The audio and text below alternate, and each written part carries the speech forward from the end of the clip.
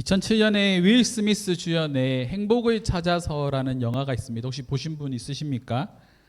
1980년대 샌프란시스코를 배경으로 하고 있는 이 영화는 의료기기를 파는 한 사람의 이야기입니다. 가난한 의료기기 외판원으로 이후에 주식 중개인이 되어서 큰 성공을 이룬 크리스 가드너라는 사람이 있는데, 이 사람의 이야기를 실화로 만든 영화입니다. 주인공 크리스는 큰 꿈을 가지고 있습니다. 성공이라는 큰 꿈을 가지고 있으면서 한 의료기기를 전 재산을 털어 삽니다. 그리고 이제 그런 꿈을 가지죠. 우리가 이 의료기기를 다 팔면 우리는 부자가 될 수 있어, 우리는 행복하게 살 수 있어 라고 생각을 하고 전 재산을 털어 의료기기를 샀는데, 이 의료기기가 팔리지 않는 거죠. 엑스레이도 있는데 그 엑스레이보다 훨씬 고가의 장비였기 때문에 파는 것이 쉽지가 않습니다. 그렇게 장비를 팔지 못하다 보니까 점점 경제적으로 어려워지기 시작하고, 집세도 못 내고 각종 세금도 못 내고 그리고 각종 벌금도 이렇게 못 내다 보니까 결국 가게가 점점 무너지기 시작한 거죠. 이 무능력한 남편에게 질린 아내는 자신의 아들을 데리고 집을 떠나려고 합니다. 그런데 크리스가 아들은 안 된다, 아들은 내가 키우겠다라고 말하면서 아들을 붙잡는 거죠. 그래서 아들과 함께 이 크리스가 집에서 쫓겨나게 되는데, 이 쫓겨난 이후 이 크리스는 노숙인 쉼터나 아니면 지하철 공공 화장실에서 생활하며 힘든 시간을 보내게 됩니다. 늘 자신은 불행한 사람, 무능력한 사람이라는 딱지를 가지고 살아가지만 그 자신의 아들에게 늘 하는 말이 있는데, 그게 뭐냐면 누구도 내가 할 수 없다고 말하게 하지 마 라는 말을 끊임없이 반복합니다. 그래서 이 아이는 정말 어려운 환경 속에서 정말 티 없이 아빠를 배려하며 자신감 있는 모습으로 살아가는 모습을 보여주는 거죠. 하루는 증권가 거리를 지나고 있는데 이 길에서 마주치는 모든 사람들이 밝게 웃고 있습니다. 근데 그 모습을 보고 크리스가 충격을 받습니다. 나는 이렇게 불행하고 힘들게 살아가고 있는데 저 사람들은 왜 저렇게 미소를 띠고 있지, 웃고 있지 라고 생각을 하면서 눈앞에 보이는 한 증권가 회사 사무실로 들어가게 됩니다. 그리고 그 안에 있는 지원서를 보게 되는 거죠. 그리고 인사를 담당하는 한 사람을 만나 이 지원서를 제출을 하고 돌아오게 되는데, 이 크리스가 이 지원서를 제출한 이 인사 담당 사람을 끊임없이 쫓아다니며 자신을 선택해달라고 말을 합니다. 학벌도 안 돼, 그렇다고 집안 배경이 좋은 것도 아니야. 근데 가진 거라고는 성실함과 몸뚱아리 하나밖에 없으니까 이 사람을 쫓아가서 계속 도와달라고, 지원하게 해달라고 말을 하는 거죠. 한 번은 이 인사 담당 사람이 택시를 타고 갔는데 크리스가 나타나서 그 사람 택시 옆자리에 앉게 됩니다. 같은 방향으로 간다라고 말을 하고 있는데, 그 당시에 유혹했던 게 뭐냐면 이거 큐브 있지 않습니까? 같은 면으로 맞추는. 그 큐브를 이 인사 담당자가 하고 있었는데, 이 큐브는 절대로 불가능하다라고, 할 수 없다라고 딱 말을 하고 있었습니다. 근데 그 모습을 보고 크리스가 그 큐브를 맞추기 시작하는 거죠. 목적지에 도착해도 이제 이 큐브가 될 듯 말 듯 하다가 결국은 이 큐브가 완성되는 모습을 보고 이 인사 담당자가 이 크리스를 최종적으로 이제 지원할 수 있는 자격을 부여하게 됩니다. 직접 이 크리스를 추천하는 거죠. 그렇게 해서 이제 시작된 인턴 생활이 시작되었습니다. 6개월 동안 인턴 일을 시작하는데, 문제가 뭐냐면 하루 벌어서 하루 먹고 살아야 되는 너무나도 가난한 삶인데 6개월 동안에 무급으로 인턴 생활을 해야 되는 겁니다.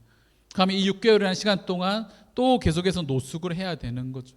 그런데 그걸 지원하게 됩니다. 이 영화를 보다 보면 몇몇 이게 뭉클한 장면들이 있는데, 하루는 이 크리스와 크리스 아들이 지하철 공공 화장실 문을 잠그고 그 안에서 잠을 자고 있습니다. 근데 밖에서 막 문을 두드리는 소리가 들리는 거죠.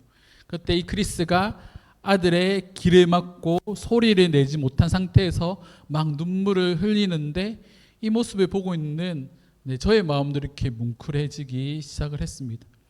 사랑하는 아들과 함께 지하철 화장실에서 바닥에 신문지를 깔고 자고 있는 그 모습이 아빠로서 얼마나 처량하겠습니까?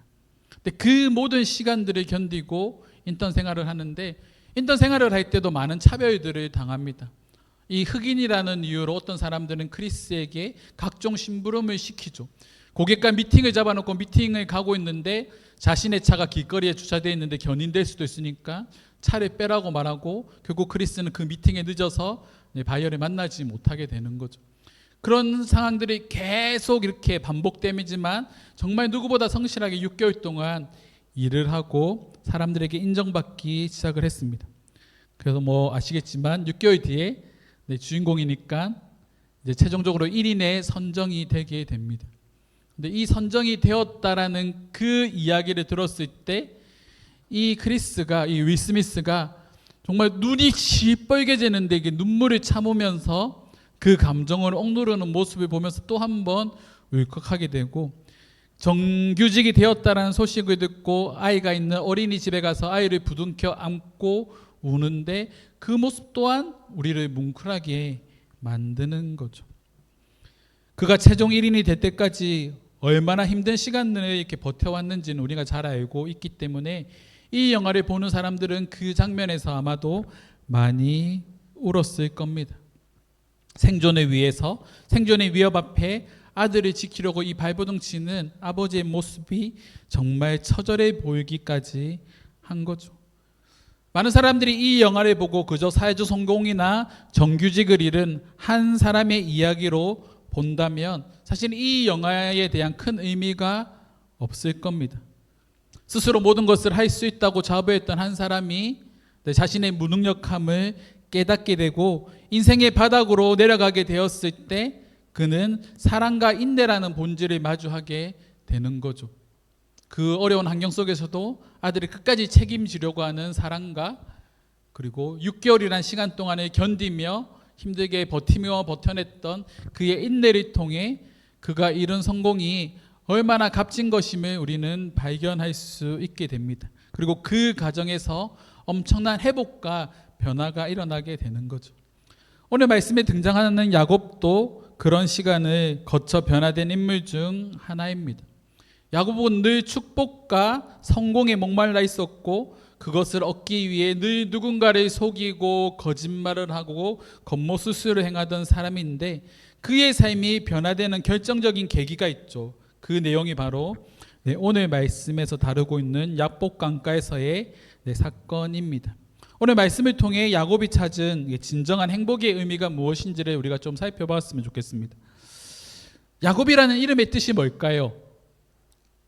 우리가 알고 있는 야곱이라는 이름의 뜻, 그 뜻이 뭐겠습니까?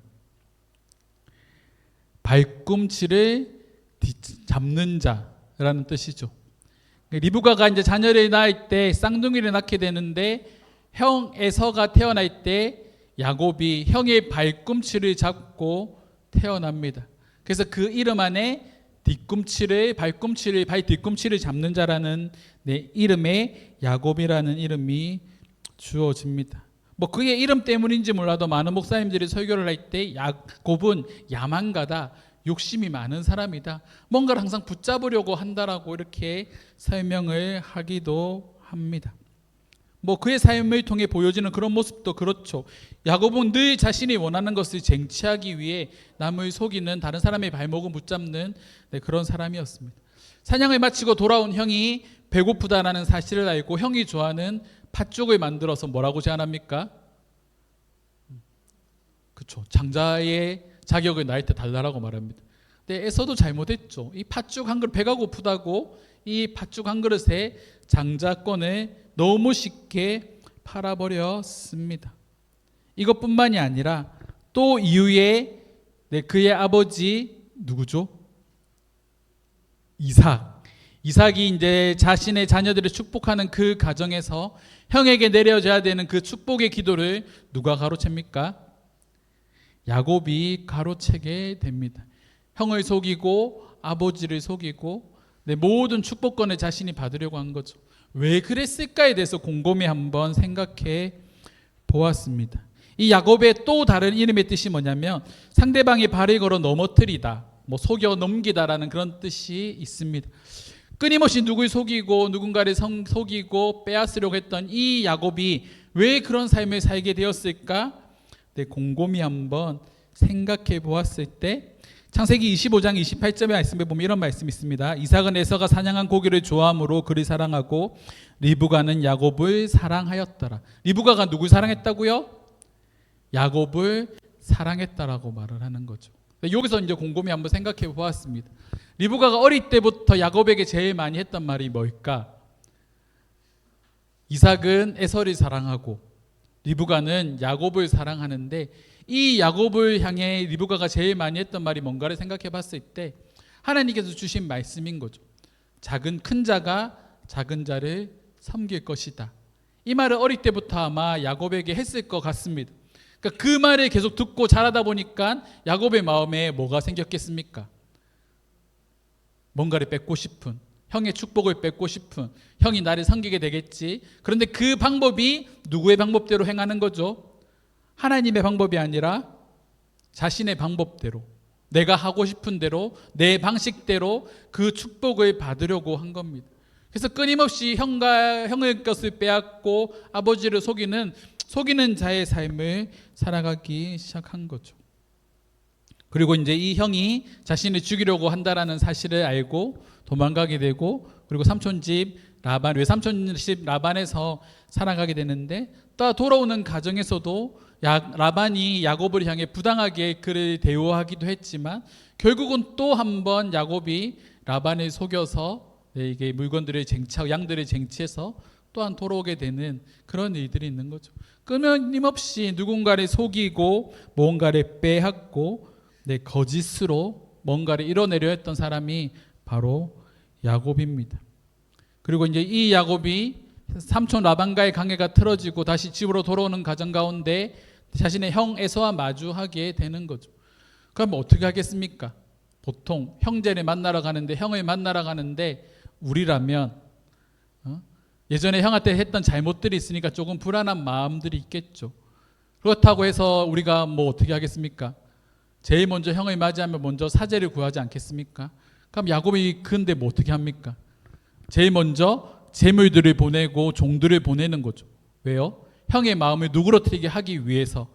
그 다음에 자신의 첫 번째 아내였던 레아를 보내고, 그의 아들들을 보내고, 그 다음에 라헬을 보내고, 그리고 자신의 아들들을 보내고, 그리고 자신은 제일 뒤에 있어서 형의 마음이 누그러질 때까지 기다리고 있었다라는 겁니다. 그렇게 이제 사람들의 배치를 하고 자신은 제일 뒤에 있을 때 오늘 말씀에 등장하는 약복강가에 야곱이 이르게 됩니다. 그곳에서 오늘 말씀해 보니까 한 사람과 씨름하게 됩니다. 그 사람이 누굽니까? 하나님의 사람, 천사랑 씨름을 하게 되는 거죠. 이 약복이라는 이름의 뜻이 뭐냐면 비우다, 쏟아내다라는 그런 뜻입니다. 야곱은 항상 뭔가를 쟁취하기 위해 누군가를 속이고 뭔가를 빼앗으려고 했던 사람인데, 이 약복이라는 땅 자체의 뜻이 비우다, 쏟아내다라는 그런 의미인 거죠. 그러면 이 자리에서 야곱이 무엇을 쏟아내겠습니까? 무엇을 쏟아내야 할까요? 자신이 살아왔던 그 삶의 방식, 항상 무언가를 빼앗고 쟁취하려고 했던 세상적인 모습을 쏟아내는 장소가 바로 이 약복강가였다라는 겁니다. 그리고 그곳에서 하나님의 천사와 씨름을 하게 되는 거죠. 막 씨름을 하는데 여기서 야곱의 본성이 또 튀어나옵니다. 날이 밝으려고 하니까 천사가 다시 돌아가려고 하죠. 그때 또 야곱이 어떻게 합니까? 바지끄레기를, 우리 소위 말하는 바지끄레기를 붙잡고 막 또 소리치는 거죠. 근데 이 소리치는 가운데 또 야곱이 구하는 게 뭡니까? 축복입니다. 왜 이 야곱은 이렇게 축복에 목말라 할까요? 왜 누군가의 축복을 빼앗기도 하고 천사를 향해 축복해 달라고 말을 하고 왜 이런 축복에 야곱은 목말라 했겠습니까? 우리가 신앙생활을 하는 모습도 그와 같지 않을까요? 우리는 항상 늘 축복과 성취와 성공에 목말라 합니다. 우리가 생각하는 축복은 뭡니까? 우리가 꿈꾸는 축복, 우리가 누리고자 하는 축복, 모든 사람들이 꿈꾸고 있는 만사 형통, 우리의 삶이 형통하게 되는 것이죠. 그런데 삶이라는 게 그렇게 형통하기 쉽습니까?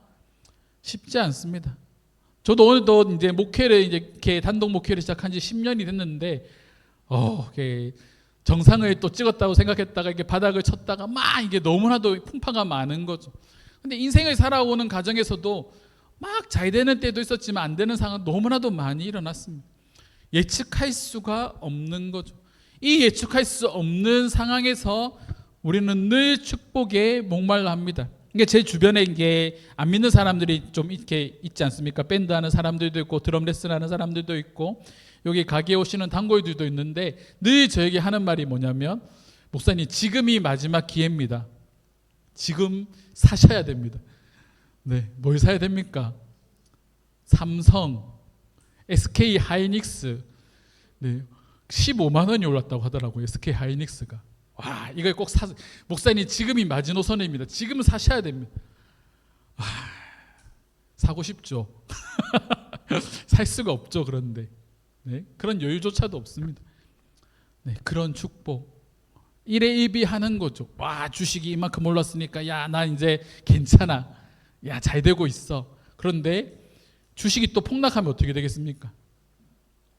또 마음이 완전 또 절벽 끝에 또 서 있겠죠. 네, 그런 일희일비하는 축복에 우리가 목이 말라 있다라는 겁니다. 네, 야곱의 삶도 그와 같은 것 같습니다. 장자의 축복, 아버지의 재산의 거의 3분의 2 가까이를 가지게 되고 모든 주도권과 권력을 가지게 되는 게 장자의 축복입니다. 그리고 아버지가 얼마만큼 부자였습니까? 아브라함부터 이삭까지 하나님의 복에 복을 더하사 그들의 지경을 넓히고 엄청나게 많은 물질적인 축복을 허락하셨습니다. 그 축복을 야곱은 끊임없이 갈구하는 거죠. 갈망하는 거죠. 나도 저렇게 축복받아야지. 저렇게 많은 것들을 누려야지. 그런데 이 약복 강가에서 천사와 씨름하는 가운데 그렇게 축복을 구할 때 이 천사가 어떻게 합니까? 우리가 잘 아는 한도뼈를 쳐버리는 거죠. 이 한도뼈를 쳤다라는 건 더 이상 생식 기능을 할 수 없는 남자로서의 삶이 끊어지는 그런 삶을 의미하게 됩니다. 스스로 이제 뭔가를 얻거나 성취하거나 할 수 있는 그 상태가 아니게 되는 거죠. 그리고 야곱은 이 약복강가 이후에 어떻게 된 삶이 살아가나요? 평생 장애를 안고 살아가게 됩니다. 근데 그 과정에서 하나님께서 오늘 말씀해 보니까 그에게 어떤 이름을 주십니까? 이스라엘. 이스라엘 이름의 뜻은 하나님과 겨루어 이겼다라는 뜻입니다. 어떻게 하나님과 겨루어 이겼을까요? 우리가 하나님과 겨루어 이길 수 있습니까?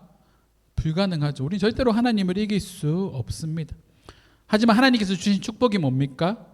져주신 거죠. 하나님께서 야곱에게 져주신 겁니다.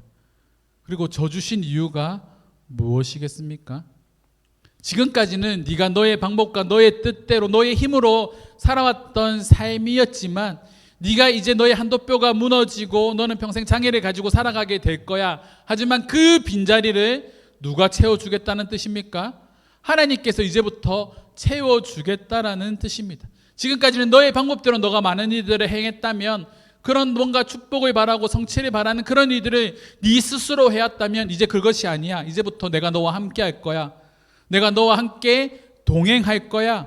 그런 의미의 삶이 그곳에서 주어졌다라는 겁니다. 그리고 야곱이 그곳에서 깨달은 게 뭡니까? 그 땅의 이름을 뭐라고 하나요? 브니엘이라고 합니다. 하나님과 대면했다. 하나님을 인격적으로 만났다라는 겁니다. 그저 아버지의 하나님, 할아버지의 하나님, 그렇게만 들었던 이 하나님을 이제 본격적으로 야곱이 대면하기 시작했고, 그의 삶이 이제는 철저하게 하나님과 동행하는 삶으로 변화되었다라는 겁니다. 그리고 그 과정에서 중요한 게 뭘까요? 야곱은 완전히 마음이 비워진 상태가 되었다라는 겁니다. 자신이 싸워하고 자신이 추구했던 그 모든 삶들이 완전히 비워지고, 이 약복강가에서 비워지고 이제는 하나님의 뜻과 방법대로 살아오는 삶이 되었다라는 거죠. 그리고 그 삶이 야곱에게 있어서 축복의 삶이었다라는 겁니다. 여러분, 행복은 무엇을 소유하는가에 달려 있는 것이 아니라 누구와 동행하는가에 따라 달려 있습니다. 우리에게 있어서 가장 큰 행복은 하나님과 동행하는 삶이죠. 뭔가를 성취하고 많은 것들을 누리는 것이 진정한 행복이라고 한다면 세상에서 제일 행복한 사람은 부자겠죠.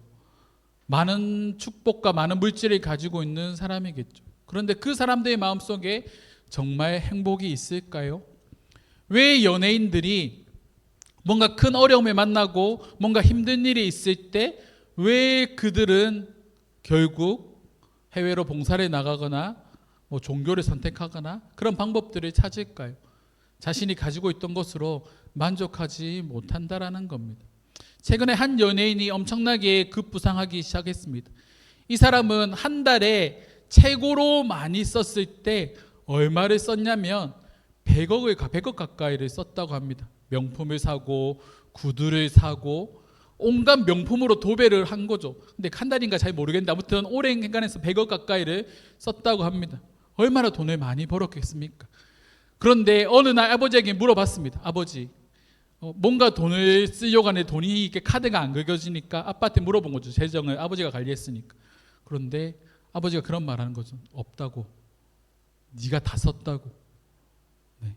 그 100억이란 돈을 왕창 다 쓴 거죠. 근데 그 사람이 최근 예수를 믿기 시작을 했습니다. 그리고 유튜브를 만들었는데 유튜브 이름이 뭐냐면 개가천선 서인영인가? 그렇습니다.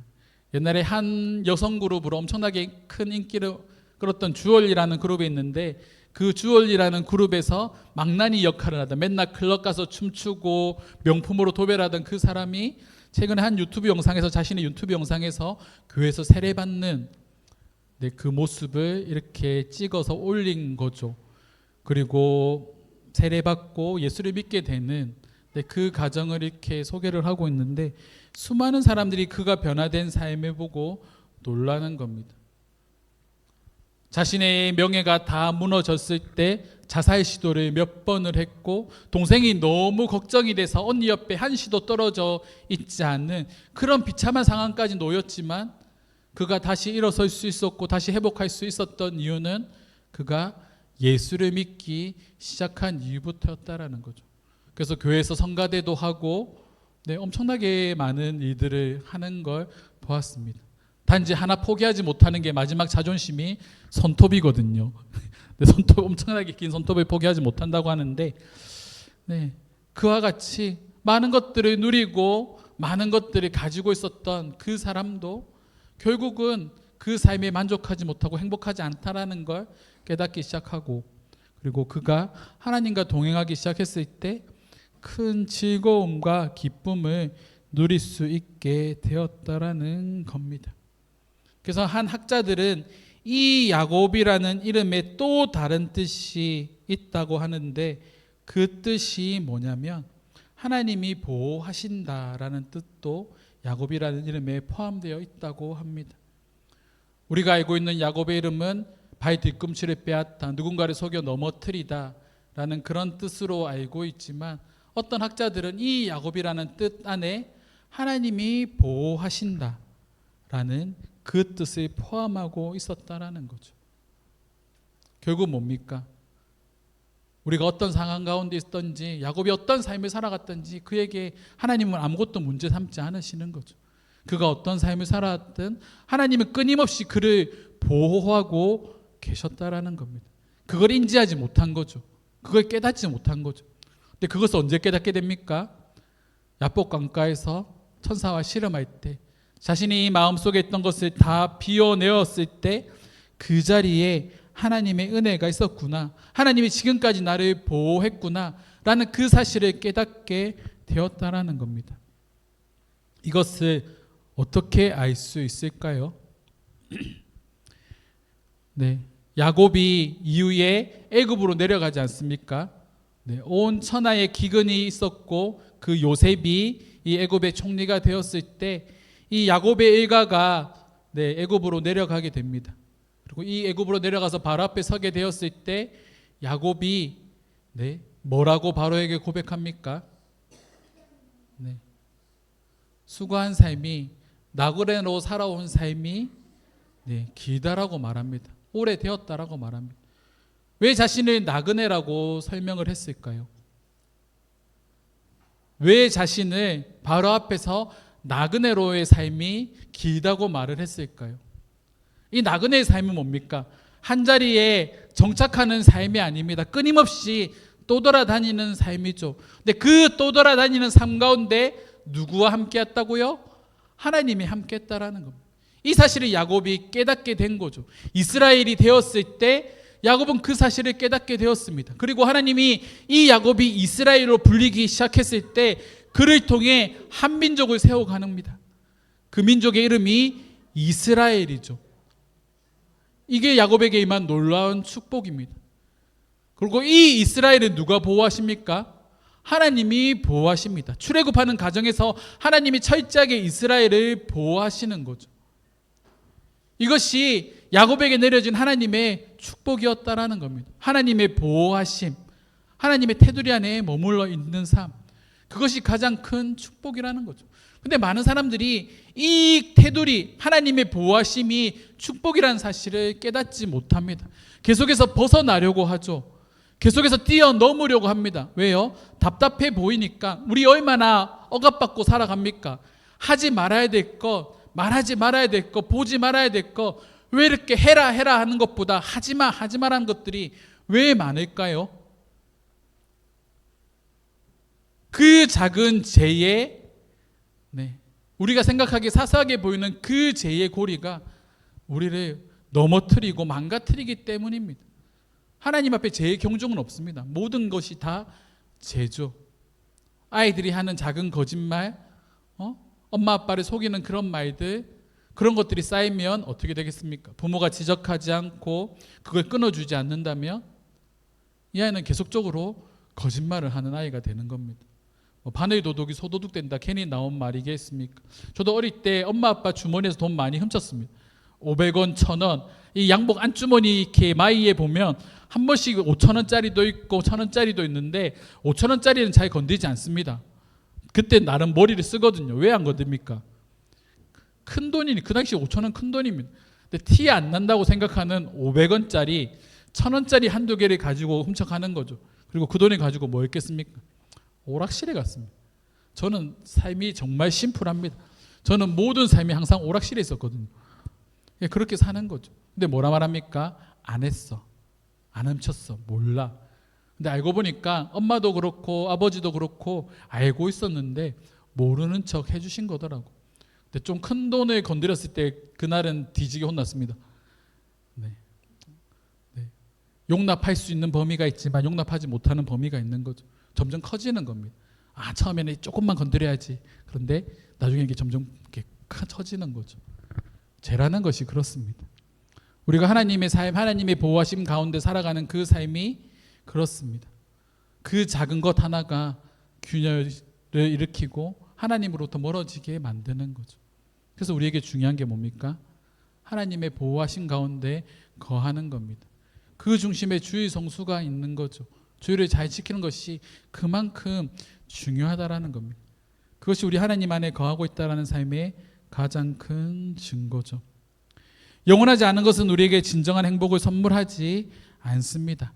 단지 조금 더 편한 삶을 허락할 뿐이죠. 그런데 영원한 것을 소유한 사람은 자신의 행복은 물질의 많고 적음으로 판단하지 않습니다. 어떤 사람과 어떤 분과 동행하는가로 자신의 행복을 판단하고 정의하게 되는 거죠. 그리고 그 가운데 우리에게 참된 행복을 주시는 분이 우리가 고백하는 예수 그리스도라는 것을 깨닫게 되었을 때 우리의 마음 가운데 평화가 찾아오고 기쁨이 찾아온다라는 겁니다. 그렇다고 해서 힘들지 않느냐? 아니요. 힘든 삶은 동일하게 살아가게 될 겁니다. 근데 뭡니까? 이겨낼 수 있는 힘이 우리에게 주어지는 거죠. 약할 때 강함 되시는 그 주님으로 인해 불가능해 보이는 것들이 가능해지고 우리가 고민하고 염려했던 그 문제들이 하나둘 해결되어지는 것을 보면서 우리는 나의 힘이 아니라 나의 노력이 아니라 하나님이 우리와 함께 하시는구나, 우리를 보호하시는구나, 그런 사실을 깨닫게 되는 겁니다. 그리고 그것을 신뢰하는 것이 바로 믿음이라는 거죠. 그 믿음을 소유하는 것이 우리에게 참으로 중요합니다. 그래서 요한일서 5장 3절 같은 말씀은 뭐라고 말합니까? 세상을 이기는 승리는 이것이니 곧 우리의 믿음이라. 믿음이 이깁니다. 끝까지 가면 믿음이 이깁니다. 그 사실을 우리는 분명히 깨달아야 합니다. 말씀을 정리하겠습니다. 그런 말들을 많이 하죠. 어떤 사람이 강한 사람입니까? 스포츠 경기에서 어떤 사람이 강한 사람입니까? 끝까지 견디는 사람이 강한 사람이라고 합니다. 훈련도 끝까지 견뎌내고 악착같이 하는 사람, 그 사람이 정말 강한 사람이라는 거죠. 강한 사람은 말로 하지 않습니다. 진정한 강자는 행동으로 보여줍니다. 우리가 그런 행동을 보여주는 사람이 되었으면 좋겠습니다. 우리의 믿음으로, 우리가 틀리지 않았음을, 우리가 잘 걸어가고 있음을 믿음으로 증명하는 저와 여러분들의 삶이 되기를 간절히 소망합니다.